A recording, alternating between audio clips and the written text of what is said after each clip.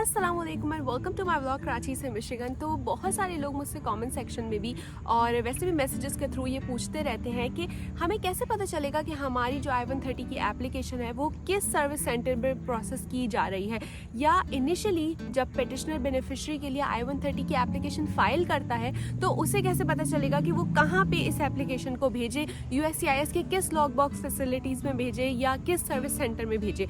तो मैंने सोचा कि इस पर एक ब्रीफ सी वीडियो बनाई जाए और जितनी मेरी मालूमात है वो आपसे शेयर की जाए। Let's start.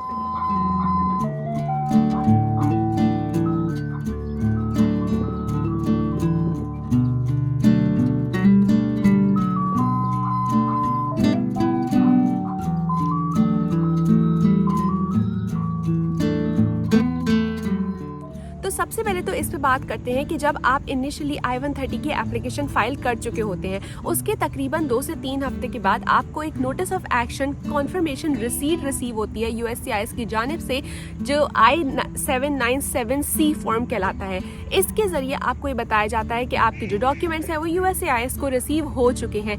यहाँ पे ऊपर ही इस नोटिस ऑफ एक्शन रिसीट के ऊपर ही टॉप पे लेफ्ट साइड पे एक रिसीट नंबर दिया हुआ होता है। मैं स्क्रीन पे सैंपल चला दूंगी, मैं पर्सनल अपना वो शेयर नहीं कर सकती।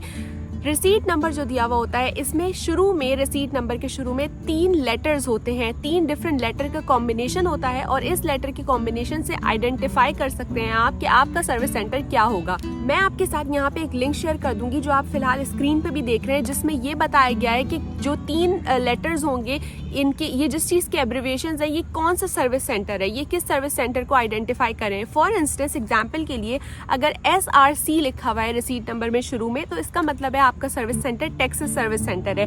TSC लिखा है तो ये भी टेक्सास सर्विस सेंटर को आइडेंटिफाई करता है।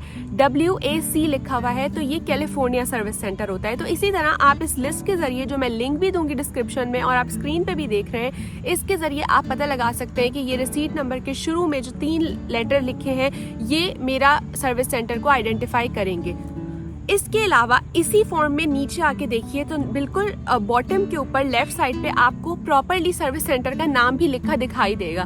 तो अगर आपको इस तरह से देखना है तो ऐसे, रिसीट नंबर के थ्रू देखना है तो उस तरह देख सकते हैं। तो ये बहुत इजी सी बात है, उसके जरिए आपको खुद ही नोटिफाई कर दिया जाता है कि आपका सर्विस सेंटर कौन सा है। अच्छा, अब आ जाते हैं उस सवाल की तरफ कि अगर हम इनिशियली I-130 की एप्लीकेशन फाइल करें तो हम कहाँ पे भेजें अपना सर्विस सेंटर, तो इसकी हम कहाँ पे भेजें अपनी एप्लीकेशन। तो इसका जवाब बहुत ही आसान सा है। USCIS के जो तमाम जो आप एप्लीकेशंस देते हैं, जो सर्विस सेंटर डिसाइड किया जाता है वो दो बेसिस पे बेसिकली डिसाइड किया जाता है। On the type of application, आपकी एप्लीकेशन की कैटेगरी क्या है, उसकी टाइप क्या है, या जुरिस्डिक्शन कि आपकी जो ओरिजिन की स्टेट है जहां से आप अप्लाई करें वो किस जुरिस्डिक्शन में आता है, उसकी क्या जुरिस्डिक्शन है, वो किस उसके अंदर आ रहा है। जरूरी नहीं है कि आप अगर टेक्सास से अप्लाई करें तो आपका फॉर्म टेक्सास सर्विस सेंटर ही जाए, तो इससे कोई ताल्लुक नहीं है। फॉर एग्जाम्पल ऐसा होता है कि I-130 की जो एप्लीकेशंस होती हैं वो जो 5 सर्विस सेंटर हैं, Texas service centre, California service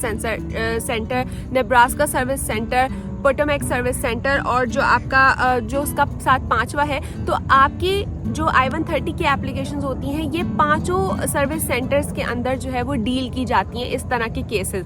इसके अलावा अगर I-129 की एप्लीकेशन है जो कि petition for non immigrant workers के लिए होती है, तो ये पोटोमैक सर्विस सेंटर के अलावा बाकी सब में जाके प्रोसेस की जा सकती है। तो इस तरह से आपको ऑनलाइन देख के USCIS ने डिफरेंट अपने पेजेस पे ये लिस्ट दी हुई है कि कौन सी एप्लीकेशंस किस सर्विस सेंटर में डील की जाती है। इसके अलावा इससे भी आसान तरीका है कि आप कैसे पता लगाएं, और वो ये है कि USCIS ने अपने ही वेबसाइट पे ये इंफॉर्मेशन दी हुई है कि कौन से सर्विस सेंटर जो है वो आपकी कौन से रीजन से अगर आपने अप्लाई किया है तो वहाँ की एप्लीकेशंस को जो है वो कंसिडर करते हैं। यानी इनिशियली जब आप I-130 फाइल करेंगे तो आप इस वक्त स्क्रीन पे भी देख रहे हैं कि अगर फॉर एग्जांपल आप जो है वो न्यूयॉर्क में रहते हैं या आप मिशिगन में रहते हैं या आप ओहायो में रहते हैं, तो आपका जो लॉग बॉक्स की फैसिलिटी होगी वो होगी इलिनॉय में। आपको वहाँ पे इनिशियली भेजना होगा और उसके बाद फिर आपकी रिसीट नंबर जब आपको रिसीव होगा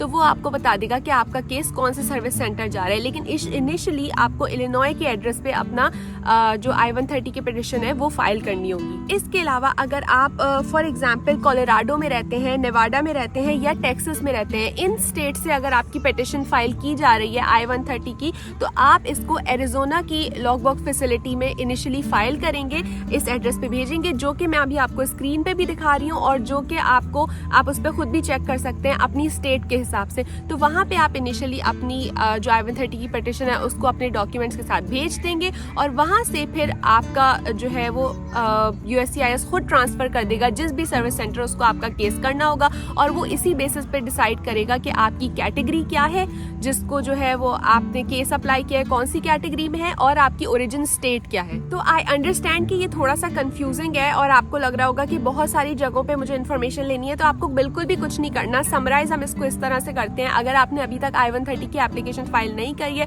तो सिंपली ये दोनों लिंक्स जो मैंने स्क्रीन पे दिए हैं इनको फॉलो करें। यहाँ पे देखें कि आप कहाँ पे रहते हैं, आप न्यूयॉर्क पे रहते हैं, आप मिशिगन में रहते हैं, तो आपका जो एड्रेस है जहाँ भेजना चाहिए वो क्या है, सिंपली आपको USCIS ने खुद ही दिखा दिया है स्क्रीन पे।